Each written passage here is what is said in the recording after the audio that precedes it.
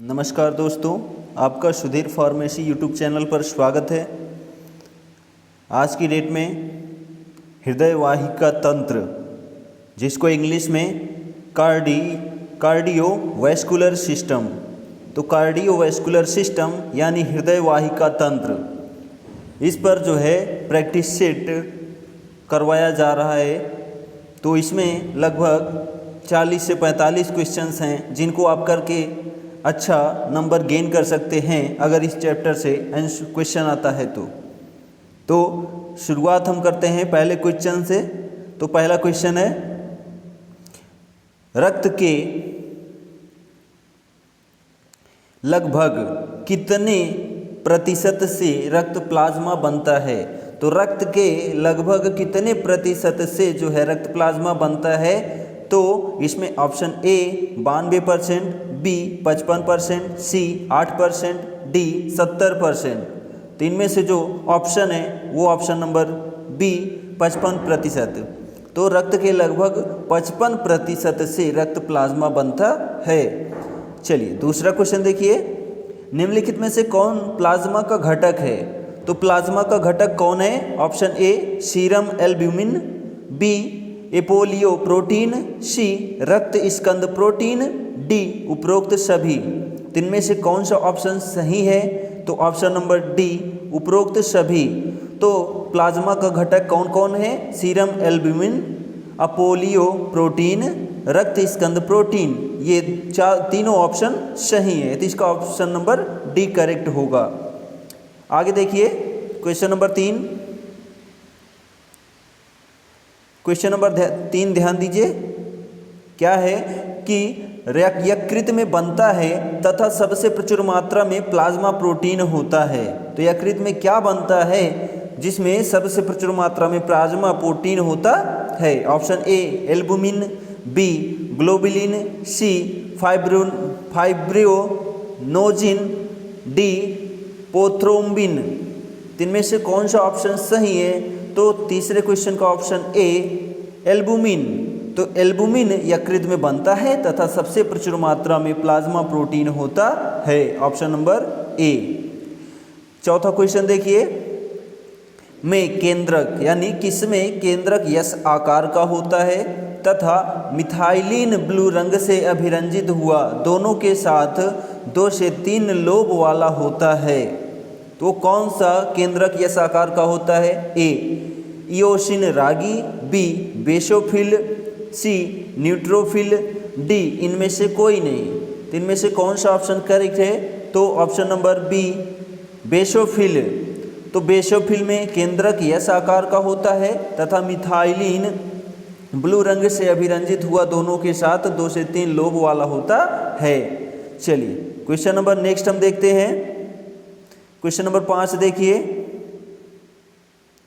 अस्थि मज्जा में केंद्रकित पूर्ववर्ती से संश्लेषित होते हैं कौन? ए लसिका कोशिका, बी भज्जक कोशिका, सी इयोसिन रागी, डी बेसोफिल। इनमें से कौन सा ऑप्शन करेक्ट है? तो ऑप्शन नंबर बी भज्जक कोशिका। अस्थि मज्जा में केंद्रकित पूर्ववर्ती से संश्लेषित होते हैं कौन? भज्जक कोशिका। क्वेश्चन नंबर 6 देखिए, रक्त प्लेटलेट की गणना के बीच होती है? रक्त प्लेटलेट की गणना किनके बीच होती है? ऑप्शन ए 1 लाख से 3,50,000 प्रति माइक्रोलीटर क्यूब, बी 2 लाख से 3,50,000 प्रति माइक्रो घन माइक्रोलीटर, सी 2 लाख से 4,50,000 प्रति घन माइक्रोलीटर, नेक्स्ट डी 2 लाख से 3 लाख प्रति घन माइक्रोलीटर। तो यहाँ पर कौन सा ऑप्शन करेक्ट है? तो ऑप्शन नंबर बी 2 लाख से 3,50,000 प्रति घन माइक्रोलीटर। तो यहाँ पर रक्त प्लेटलेट की गणना जो है 2 लाख से 3,50,000 प्रति माइक्रोलीटर के बीच की जाती है। नेक्स्ट क्वेश्चन हम आगे बढ़ते हैं। क्वेश्चन नंबर 7 देखिए, रक्त समूह में प्रोटीन ए तथा प्रोटीन बी के लिए एंटीबॉडी होते हैं। तो रक्त समूह में प्रोटीन ए तथा प्रोटीन बी के लिए एंटीबॉडी का काम कौन करते हैं? ऑप्शन ए प्रकार ओ, ऑप्शन बी प्रकार बी, ऑप्शन सी प्रकार ए, ऑप्शन डी प्रकार ए बी। तो इनमें से कौन सा ऑप्शन सही है? तो ऑप्शन नंबर सी प्रकार ए। ऑप्शन नंबर सी प्रकार ए। क्या होता है? रक्त समूह में प्रोटीन ए तथा प्रोटीन बी के लिए एंटीबॉडी होते हैं। क्वेश्चन नंबर 8 देखिए, में कोई प्रोटीन नहीं होता है लेकिन इसमें ए तथा बी दोनों एंटीबॉडी होते हैं। तो कौन सा प्रोटीन नहीं होता है? कोई प्रोटीन नहीं होता। ए प्रकार ओ, बी प्रकार बी, सी प्रकार ए, डी प्रकार ए बी। इनमें से कौन सा ऑप्शन सही है? तो ऑप्शन नंबर ए प्रकार ओ में कोई प्रोटीन नहीं होता है लेकिन इसमें ए तथा बी दोनों एंटीबॉडी होते हैं। क्वेश्चन नंबर नेक्स्ट देखिए 9 नंबर, ओ रक्त समूह प्राप्तकर्ता के अनुकूल है। तो ओ रक्त समूह प्राप्तकर्ता के अनुकूल कौन है? ए सभी रक्त समूह, बी केवल प्रकार ओ, सी प्रकार ए बी, डी प्रकार ए। इनमें से कौन सा ऑप्शन सही है? तो ऑप्शन नंबर बी केवल प्रकार ओ। तो ओ रक्त समूह प्राप्तकर्ता केवल प्रकार ओ के अनुकूल होता है। चलिए नेक्स्ट क्वेश्चन आगे बढ़ते हैं। क्वेश्चन नंबर 10 देखिए, एक सार्वत्रिक ग्राही होता है यानी सर्वग्राही होता है, वो कौन सा ब्लड ग्रुप होता है? ए प्रकार ए बी, बी प्रकार ओ, सी ए एवं बी दोनों प्रकार, डी प्रकार ए। इनमें से सर्वग्राही जो होता है वो कौन होता है? तो इनमें से ऑप्शन नंबर ए प्रकार ए बी। सर्वग्राही जो ब्लड ग्रुप होता है वो प्रकार ए बी होता है। तो ऑप्शन नंबर इसमें ए करेक्ट है। तो ए बी एक सर्वग्राही सार्वत्रिक ग्राही रक्त होता है। ठीक। क्वेश्चन नंबर 11 देखिए, एक सार्वत्रिक दाता होता है यानी सभी को दे सकता है। इसके पहले जो क्वेश्चन था सभी से ले सकता है, और एक ऐसा होता है जो सभी को दे सकता है। ऑप्शन ए प्रकार ए बी, बी दोनों ए तथा ए बी दोनों ओ तथा ए बी, सी प्रकार ए, डी प्रकार ओ। इनमें से कौन सा ऑप्शन है जो सभी को दे सकता है? तो ऑप्शन नंबर डी प्रकार ओ प्रकार का ब्लड ग्रुप जो होता है वो सभी को रक्तदान कर सकता है। चलिए 12 नंबर क्वेश्चन देखिए, गर्भावस्था के दौरान आर्यज असंगतता के कारण हो सकता है। क्या हो सकता है? ऑप्शन देखिए, ए जन्मजात विकार, बी गर्भ जल शोफ, सी गर्भ रक्ताणु कोरकता, डी इनीमिया। इनमें से कौन सा क्या हो सकता है? कौन सा कारण हो सकता है? तो यहाँ पर ऑप्शन नंबर सी गर्भ रक्ताणु कोरकता। तो गर्भावस्था के दौरान आर्यज असंगतता के कारण गर्भ रक्ताणु कोरकता हो सकता है। चलिए नेक्स्ट क्वेश्चन नंबर 13 देखिए, थ्रोम्बोप्लास्टिन उत्पादन के साथ हस्तक्षेप करता है। थ्रोम्बिन तथा फाइब्रिनोजेन के बीच तंत्र को रोकता है कौन? Option A heparin, B prothrombin, C warfarin, D म्यूकाइटिन। इनमें से कौन सा ऑप्शन करेक्ट है? तो option number A heparin. Heparin क्या होता है? थ्रोम्बोप्लास्टिन उत्पादन के साथ हस्तक्षेप करता है। थ्रोम्बिन तथा फाइब्रिनोजेन के बीच तंत्र को रोकता है कौन? हिपेरिन। क्वेश्चन नंबर 14 देखिए, एक पॉलीसैकेराइड है जिसमें ग्लूकोसामाइन, ग्लूकुरोनिक अम्ल तथा एस्टरीकृत सल्फ्यूरिक अम्ल होता है। वो कौन सा ऑप्शन है? ए हिपेरिन, बी फाइब्रिनोजेन, सी थ्रोम्बिन, डी म्यूकाइटिन। इनमें से कौन सा ऑप्शन सही है? तो ऑप्शन नंबर डी म्यूकाइटिन। तो जो म्यूकाइटिन होता है एक प्रकार का पॉलीसैकेराइड है जिसमें ग्लूकोसामाइन, ग्लूकुरोनिक अम्ल तथा एस्टरीकृत सल्फ्यूरिक अम्ल होता है। नेक्स्ट क्वेश्चन 15 नंबर देखिए, इनमें से कौन सा रक्त स्कंद का अस्थिर कारक है? तो इनमें से कौन सा ऑप्शन रक्त स्कंद का अस्थिर कारक है? ए कारक 4, बी कारक 5, सी कारक 6, डी कारक 7। इनमें से कौन सा ऑप्शन सही है? तो ऑप्शन नंबर बी कारक 5। तो कारक 5 रक्त स्कंद का अस्थिर कारक होता है। क्वेश्चन नंबर आगे बढ़ते हैं, 16 नंबर देखिए। एक ऐसी स्थिति है जिसमें अस्थिमज्जा बड़े संरचनात्मक रूप से असामान्य तथा अपरिपक्व आरबीसी यानी रेड ब्लड ग्रुप बनाता है, आरबीसी बनाता है। यानी एक ऐसी संस्था है, स्थिति है जिसमें अस्थिमज्जा बड़े संरचनात्मक रूप से असामान्य तथा अपरिपक्व आरबीसी बनाता है। तो यहाँ पर देखिए, ए अधिक रक्तस्राव, बी महालोहित अरक्तता, सी दात्र कोशिकीय अरक्तता और डी थैलासीमिया। तो इनमें से कौन सा ऑप्शन सही है? तो ऑप्शन नंबर बी महालोहित अरक्तता। तो महालोहित अरक्तता एक ऐसी स्थिति है जिसमें अस्थिमज्जा बड़े संरचनात्मक रूप से असामान्य तथा अपरिपक्व आरबीसी बनाता है। क्वेश्चन नंबर नेक्स्ट देखिए, 17 नंबर। प्रणाशी अरक्तता की कमी के कारण उत्पन्न होने वाला महालोहित अरक्तता के लिए उपयोग किया जाने वाला शब्द है, वो कौन सा है? Option A vitamin B, option B vitamin B9, option C vitamin B1, option D vitamin B12। इनमें से कौन सा ऑप्शन सही है? तो option number D vitamin B12। तो विटामिन B12 जो होता है वो प्रणाशी अरक्तता की कमी के कारण उत्पन्न होने वाला महालोहित अरक्तता के लिए उपयोग किया जाने वाला शब्द होता है कौन? Vitamin B12। आगे हम बढ़ते हैं, क्वेश्चन नंबर 18 देखिए। दात्र कोशिका रोग से पीड़ित व्यक्ति के आरबीसी में होता है। तो दात्र कोशिका रोग से पीड़ित व्यक्ति के आरबीसी में क्या होता है? Option A HbA, option B HbS, option C HbF, option D HbA2।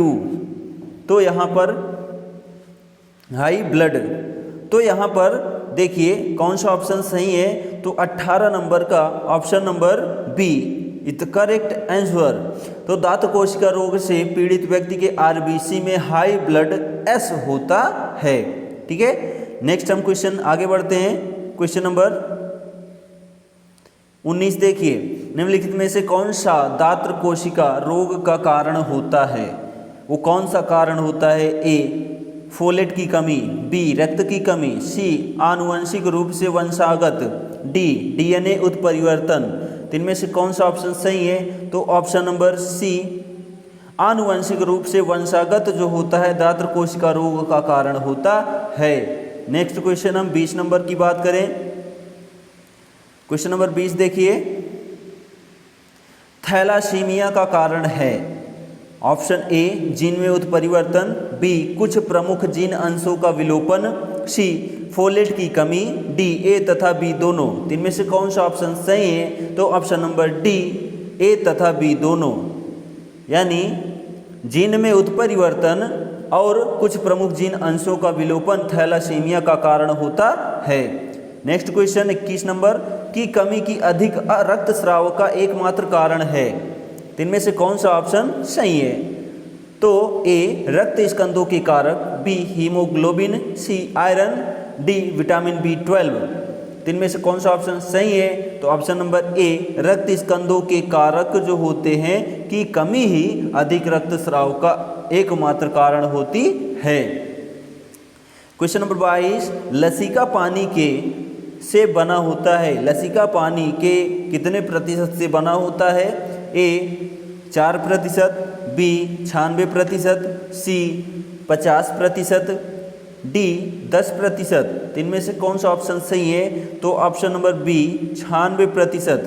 तो लसिका पानी के 96% से बना होता है। आगे हम बढ़ते हैं क्वेश्चन नंबर 23 की तरफ। लसिका पर्ववृक्ष के मध्य भाग में तथा फेफड़ों के बीच स्थित होते हैं। ऑप्शन ए मध्यस्थानिका, बी कक्षीय, सी अधिजत्रुक, डी ग्रीवा। इनमें से कौन सा ऑप्शन सही है? ऑप्शन नंबर ए मध्य स्थानिका लसिका पर्ववृक्ष के मध्य भाग में तथा फेफड़ों के बीच स्थित होते हैं। ऑप्शन नंबर ए। क्वेश्चन नंबर 24 देखिए, लसिका गांठ उंडुक, जेजुनम, इलियम, कोलन तथा मलाशय के ऊपरी भाग से लसिका को निकालती है। कौन है वो? ए अधिचक्रक, चक्रक, बी वक्षण, सी उर्विका, डी आंत्रयोजनी। इनमें से कौन सा ऑप्शन सही है? तो ऑप्शन नंबर डी आंत्रयोजनी लसिका गांठ उंडुक, जेजुनम, एलियम, कोलन तथा मलाशय के ऊपरी भाग से लसिका को निकालती है। कौन? आंत्रयोजनी। क्वेश्चन नंबर 25, लसिका गांठ खोपड़ी, चेहरे, नास्य गुहा तथा ग्रसनी से लसिका को बाहर निकालती है। वो कौन है लसिका जो निकालती है? ए अधिजत्रुक, बी ग्रीवा, सी जानुपृष्ठ, डी उर्विका। इनमें से कौन सा ऑप्शन सही है? तो ऑप्शन नंबर बी ग्रीवा। ग्रीवा लसिका गांठ खोपड़ी, चेहरे, नास्य गुहा तथा ग्रसनी से लसिका को बाहर निकालती है। आगे बढ़ते हैं, क्वेश्चन नंबर 26 देखिए, लसिका गांठ घुटने, जांघों, पिंडिका तथा पैरों से लसिका को बाहर निकालते हैं। वो कौन होते हैं? ए अधिजत्रुक, बी अधिचक्रक, सी जानुपृष्ठ, डी वंक्षण। इनमें से कौन सा ऑप्शन सही है? तो ऑप्शन नंबर सी जानुपृष्ठ। तो जानुपृष्ठ लसिका गांठ घुटने, जांघों, पिंडिका तथा पैरों से लसिका को बाहर निकालते हैं। क्वेश्चन नंबर 27, महिला के हृदय का औसत भार कितना होता है? तो महिला के हृदय का औसत भार जो होता है, ऑप्शन ए 250 से 300 ग्राम, बी 300 से 350 ग्राम, सी 200 से 300 ग्राम, डी 250 से 300 ग्राम। इनमें से कौन सा ऑप्शन सही है? तो 250 से 300 ग्राम महिला के हृदय का औसत भार होता है। ऑप्शन नंबर ए। क्वेश्चन नंबर 28, हृदय की दीवार की सबसे बाहरी परत अधिहृदय अस्तर तथा बड़ी रक्त वाहिकाएं से निरंतर होती हैं। ऑप्शन ए हृदयावरण स्रोत, तांतव हृदयावरण, सी सीरमी हृदयावरण, डी अंतर हृदय कला।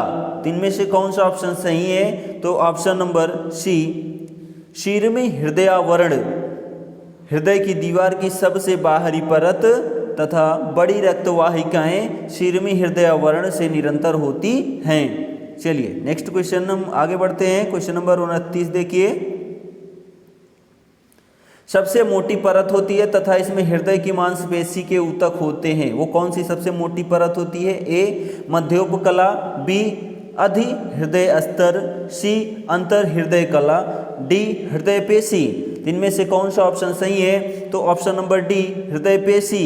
हृदय पेशी सबसे मोटी परत होती है तथा इसमें हृदय की मांसपेशी के ऊतक होते हैं। Option number D. Question number 30 देखिए, हृदय के 4 कक्षों में से सबसे पतला कक्ष कौन होता है? वो कौन सा है? ए दायां अलिंद, बी बायां अलिंद, सी दायां निलय, डी बायां निलय। इनमें से कौन सा ऑप्शन सही है? तो ऑप्शन नंबर ए दायां अलिंद। तो हृदय के 4 कक्षों में से दायां अलिंद सबसे पतला कक्ष होता है। ऑप्शन नंबर ए। क्वेश्चन नंबर 31 देखिए, वाल्व निलय तथा धमनियों के बीच स्थित होते हैं तथा रक्त को हृदय से शरीर के अन्य भागों की ओर ले जाते हैं। वो कौन सा ऑप्शन है? ए आलिंद निलय, बी अर्धचंद्र, सी त्रिकपर्दी, डी द्विकपर्दी। इनमें से कौन सा ऑप्शन सही है? ऑप्शन नंबर बी अर्धचंद्र। अर्धचंद्र वाल्व निलय तथा धमनियों के बीच स्थित होते हैं तथा रक्त को हृदय से शरीर के अन्य भागों की ओर ले जाते हैं। आगे हम बढ़ते हैं क्वेश्चन नंबर 32 की तरफ। हृदय के बाएं कक्ष में उपस्थित अर्धचंद्र वाल्व को के रूप में जाना जाता है क्योंकि यह महाधमनी से बाएं निलय में रक्त के प्रतिवाह को रोकता है। ए फुफ्फुसीय वाल्व, बी द्विवलनी वाल्व, सी त्रिवलनी वाल्व, डी महाधमनी वाल्व। इनमें से कौन सा ऑप्शन सही है? तो ऑप्शन नंबर डी महाधमनी वाल्व। तो हृदय के बाएं कक्ष में उपस्थित अर्धचंद्र वाल्व को महाधमनी वाल्व के रूप में जाना जाता है क्योंकि यह महाधमनी से बाएं निलय में रक्त के प्रतिवाह को रोकता है। कौन? ऑप्शन नंबर डी महाधमनी वाल्व। क्वेश्चन नंबर 33, को हृदय के गति चालक के रूप में भी जाना जाता है? किसको? ए शिरा अलिंदीय गांठ, बी अलिंद निलयी गांठ, सी हृदय जड़, डी कंडरा रज्जु। तो इनमें से कौन सा ऑप्शन है? ऑप्शन नंबर ए शिरा अलिंदीय गांठ को हृदय के गति चालक के रूप में भी जाना जाता है। ऑप्शन नंबर ए। नेक्स्ट क्वेश्चन 34 नंबर, प्रत्यास्थ वाहिकाएं हैं जो हृदय से रक्त को विभिन्न ऊतकों तथा अंगों तक ले जाती हैं, वो कौन सी प्रत्यास्थ वाहिकाएं हैं? ए धमनियां, बी केशिकाएं, सी शिराएं, डी धमनियां। तो यहाँ पर धमनिका, डी ऑप्शन धमनिका। तो 34 नंबर का option A is the correct answer. धमनियां प्रत्यास्थ वाहिकाएं हैं जो हृदय से रक्त को विभिन्न ऊतकों तथा अंगों तक ले जाती हैं। आगे हम बढ़ते हैं क्वेश्चन नंबर 35 की तरफ। रक्त को विभिन्न अंगों तथा ऊतकों से वापस हृदय तक ले जाता है कौन? ए धमनियां, बी केशिकाएं, सी शिराएं, डी सिरिका। तो इनमें से कौन सा ऑप्शन सही है? Option number C शिराएं। शिराएं रक्त को विभिन्न अंगों तथा ऊतकों से वापस हृदय तक ले जाती हैं। Option is the C correct answer. Question number 36, परत रक्त वाहिकाओं की सबसे मोटी परत होती है जो प्रत्यास्थ तंतु, संयोजी ऊतक तथा पॉलीसैकेराइड पदार्थों से बनी होती है जो गोलाकार रूप से व्यवस्थित होती है। ऑप्शन ए बाह्य स्तर, बी मध्य स्तर, सी अंतःस्थ स्तर, डी अंतः स्तर। इनमें से कौन सा ऑप्शन सही है? तो ऑप्शन नंबर बी मध्य स्तर। मध्य स्तर परत रक्त वाहिकाओं की सबसे मोटी परत होती है जो प्रत्यास्थ तंतु, संयोजी ऊतक तथा पॉलीसैकेराइड पदार्थों से बनी होती है जो गोलाकार रूप से व्यवस्थित होती है। हम आगे बढ़ते हैं क्वेश्चन नंबर 37 देखिए। सामान्य रक्तचाप का उच्च प्रकुंचन मान तथा निम्न अनुशिथिलन मान होता है, अर्थात धमनियों में कितना? ए 100 mm Hg प्रति 90 mm Hg, B 120 mm Hg प्रति 90 mm Hg, सी 100 mm Hg प्रति 80 mm Hg, D 120 mm Hg प्रति 80 mm Hg। तो यहाँ पर कौन सा ऑप्शन सही है? तो option number D is the correct answer. तो सामान्य रक्तचाप का उच्च प्रकुंचन मान तथा निम्न अनुशिथिलन मान होता है, अर्थात धमनियों में 120 माइक्रोलीटर Hg यानी हीमोग्लोबिन प्रति 80 माइक्रोलीटर हीमोग्लोबिन होता है। Option number D is the correct answer. Next question number 38 देखिए। मनुष्यों में धमनी रक्तचाप को रिकॉर्ड करने के लिए किस यंत्र का प्रयोग किया जाता है? ए रक्तदाब मापक, बी रेडियोग्राफी, सी स्टेथोस्कोप, डी रिफ्लेक्स हैमर। तो इनमें से कौन सा ऑप्शन सही है? तो रक्तदाब मापी ऑप्शन नंबर ए। तो मनुष्यों में धमनी रक्तचाप को रिकॉर्ड करने के लिए रक्तदाब मापक यंत्र का प्रयोग किया जाता है। आगे बढ़ते हैं क्वेश्चन नंबर 39 की तरफ। 39 देखिए। एक ऐसी स्थिति है जो तब होती है जब हृदय को रक्त, ऑक्सीजन तथा पोषक तत्वों को की आपूर्ति करने वाली प्रमुख रक्त वाहिकाएं क्षतिग्रस्त या रोगग्रस्त हो जाती हैं। वो कौन सा ऑप्शन है? ए उच्च रक्तचाप, बी रक्ताधिक्य हृदयघात, सी अरक्तता जन्य हृदय रोग, डी हृदय शूल। इनमें से कौन सा ऑप्शन सही है? ऑप्शन नंबर सी अरक्तता तन्य जन्य हृदय रोग एक ऐसी स्थिति है जो तब होती है जब हृदय को रक्त, ऑक्सीजन तथा पोषक तत्वों की आपूर्ति करने वाली प्रमुख रक्त वाहिकाएं क्षतिग्रस्त या रोगग्रस्त हो जाती हैं। क्वेश्चन नंबर नेक्स्ट देखिए 40 नंबर। निम्नलिखित में से कौन सा रक्ताधिरव्य हृदयघात का कारण है? ए तीव्र तनाव, बी एक्रोमिगेली, सी बहुपुटीय रोग, डी हृदय पेशी विकृत। तो इनमें से कौन सा ऑप्शन सही है? ऑप्शन नंबर डी हृदय पेशी विकृत जो होता है रक्ताधिरव्य हृदयघात का कारण होता है। नेक्स्ट क्वेश्चन नंबर 41 की तरफ बढ़ते हैं हम। अरक्तता जन्य हृदय रोग का लक्षण नहीं है। ए थकान, बी हृदय शूल, सी हृदय पेशी रोध गलन, डी अस्थायी हृदय शूल। तो इनमें से कौन सा ऑप्शन सही है? ऑप्शन नंबर ए थकान। तो थकान अरक्तता जन्य हृदय रोग का लक्षण नहीं होता है। आगे हम बढ़ते हैं क्वेश्चन नंबर 42 की तरफ। क्वेश्चन नंबर 42 देखिए। क्वेश्चन नंबर 42, हृदय शूल का सबसे सामान्य कारण होता है ए उच्च रक्तचाप, बी महाधमनी संकीर्णता, सी अवटु विषाक्तता, डी कोरोनरी धमनी रोग। तो इनमें से कौन सा ऑप्शन सही है? ऑप्शन नंबर डी कोरोनरी धमनी रोग हृदय शूल का सबसे सामान्य कारण होता है। Option number D. Question number 43 last, EMI एक कोरोनरी धमनी के भीतर के टूटने के कारण होते हैं। इसके बाद धमनी में ऐंठन तथा थ्रोम्बस का निर्माण होता है। वो कब होता है? ए हृदय ऊतक, बी धमनी काठिन्य प्लाक, सी कोरोनरी धमनी, डी मुख्य रक्तवाहिकाएं। तो इनमें से कौन सा ऑप्शन सही है? ऑप्शन नंबर बी धमनी काठिन्य प्लाक जो होता है कोरोनरी धमनी के भीतर धमनी काठिन्य प्लाक के टूटने के कारण होते हैं। इसके बाद धमनी में ऐंठन तथा थ्रोम्बस का निर्माण होता है। तो यहाँ पर क्वेश्चन नंबर 43 इतना क्वेश्चन हमने 1 से 43 क्वेश्चन अटेंड किया, जो कि जो है हृदय वाहिका तंत्र से संबंधित प्रैक्टिस सेट के क्वेश्चन थे।